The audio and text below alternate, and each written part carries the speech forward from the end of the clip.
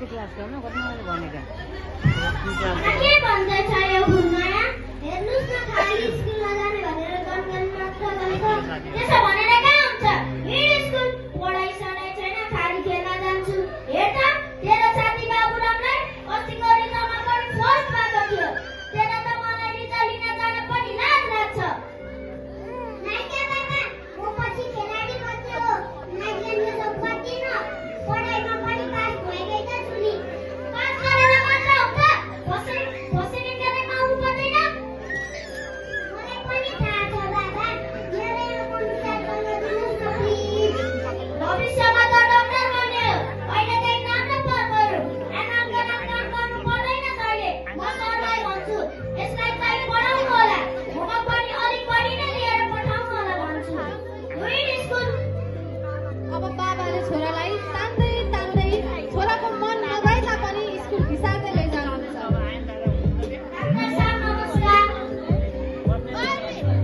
Sir नमस्कार नमस्कार हेर्नुहोस् न सर मेरो छोरा त एनुअलको नाचगान के हुन्छ स्कुल जान्न खेल्न जान्छु भन्छ स्कुल आउनै मान्दैन पढाइ हुँदैन भन्छ हो अहिले एनुअलको गानको तयारी चल्दैछ तपाईँको छोरो नाचगान भन्दा पनि खेलकुदमै राम्रो छ उसलाई खेलकुदमै अगाडि बढाउनुपर्छ आफ्नो संसार छोराले डक्टर बनाउने तपाईँ पनि खेलकुदमा अगाडि बढाउने कुरा गर्नुहुन्छ सरले नै यसरी विद्यार्थीलाई गलत बाटोमा प्रेरणा दिन त हुन्न नि सर मेरो छोरालाई चाहिँ पढाएर होमवर्क चाहिँ अलिक बढी नै दिएर पठाउनु होला सर मैले लागे हुन्छ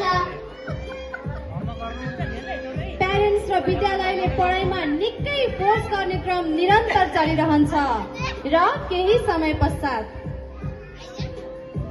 बाबु बाबु खाना खान आइज सेलाइसक्यो बाबु भन के गर्दैछ है बाबु खाना खान आइज भनेको सुनिनस् नाइका मम्मी म खाना मन छैन छोरा भए पनि खानुपर्छ हिँड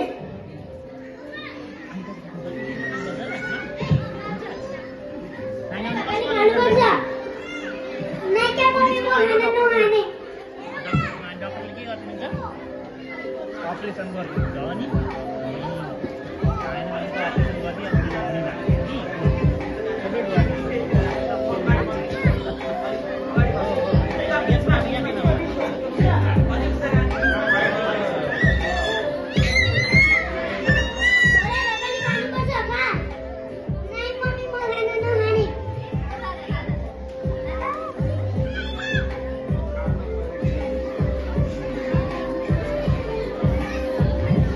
हेर्नुहोस् न बाबु त आजभोलि खाना पनि खाँदैन कुनै काममा पनि ध्यान दिँदैन खाली डोलाएर बस्छ एकपटक डाक्टरलाई पो देखाउने हो कि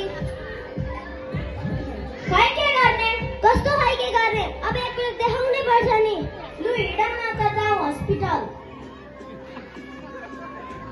अब बाबा आमाले छोरालाई डाक्टर कहाँ लैजानुहुन्छ। डाक्टर साहब नमस्कार हेर्नुहोस् न सर हाम्रो बाबु त आजभोलि खुलेर पनि बोल्दैन कुनै काममा पनि ध्यान दिँदैन खाली डोलाएर बस्छ के भएको रहेछ एकपटक हेरिदिनुहोस् न सर बाबु बाबु बाबु ए बाबु बाबु बाबु यहाँ बस त तपाईँको छोरालाई बोलाउनुहोस् न एकपल्ट मैले बोलाउँदा आएन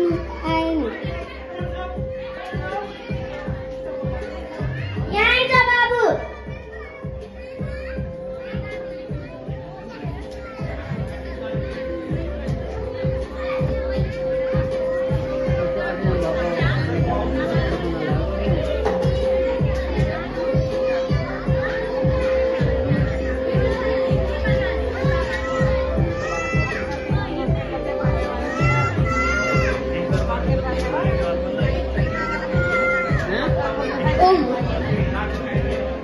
ओहो बाबुमा त मानसिक समस्या पो सुरु भए जस्तो छ त कुनै कुरामा बढी नै फोर्स गर्नु भएको छ कि अथवा बच्चाको कुनै इच्छालाई रोक्नु भएको त छैन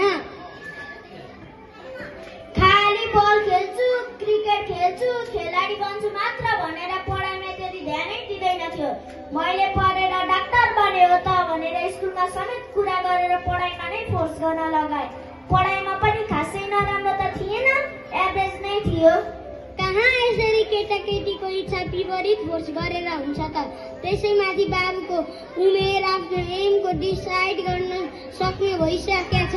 यसरी आफ्नै जिद गरेर पढाइकै विषयमा अभिभावक र विद्यालयले केटाकेटीलाई मानसिक दबाब दिनु हुन्न। पढाइमा एभरेज छन् र खेलकुद जस्तै अन्य राम्रा काममा बच्चाको इन्ट्रेस्ट छ भने उनीहरूको इन्ट्रेस्ट अनुसार नै अगाडि बढ्न दिएको राम्रो। अब तपाईँहरूले उसलाई उसको खेलप्रतिको अभिरुचिमा साथ दिनुहोस्। तपाईँको छोरा ठिक हुन्छ। डाक्टर साहब, मैले ठुलो गल्ती गरेँ। मेरो चेतनाको बिर्को खुल्यो। अब म मेरो छोरालाई डाक्टर बनाउन फोर्स गर्दिनँ, एक असल मानिस बनाउन प्रेरित गर्छु। हो सर, अब हामी यसै गर्छौँ। यस्तो गल्ती दोहोऱ्याउँदैन। हवस् त, नमस्कार। नमस्कार। अन्ततः बाबा मम्मीले छोरालाई खेलकुदमा प्रेरित गर्दै जानुभयो र छोराले खेलका साथै पढाइमा पनि राम्रै गर्दै जानुभयो।